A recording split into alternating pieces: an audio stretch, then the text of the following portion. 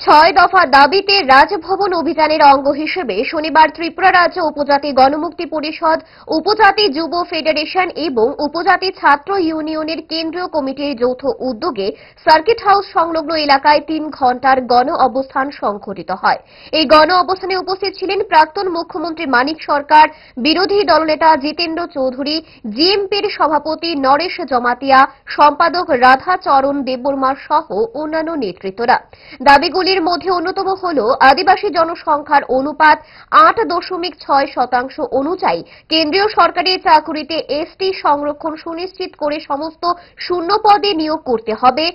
125তম সংবিধান সংশোধনী বিল পাশ করতে হবে এবং ককবরক ভাষাকে সংবিধানের 8ম তফসিলে অন্তর্ভুক্ত করতে হবে, সিএএ এবং বন সংরক্ষণ আইন বাতিল করা ও অবিলম্বে ভিলেজ কমিটি নির্বাচন করা সহ বিভিন্ন দাবিতে এই গণ অবস্থানে ব্যাপক সাড়া পরিলক্ষিত হয়। সমাজের জন্য রিজার্ভেশন মেনে রিজার্ভেশন আইন করে সংবিধানে 9 নং ধারাতে রিজার্ভেশনকে যুক্ত করে যাতে আপনার বেসরকারি ক্ষেত্র এসসি/এসটিদের সেখানে নিয়োগের ব্যবস্থা করা হয়। তাদের এই দাবিগুলি নিয়েই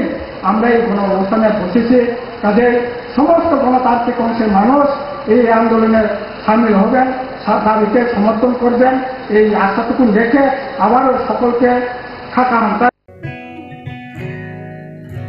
জুড়ে থাকে বাঁধন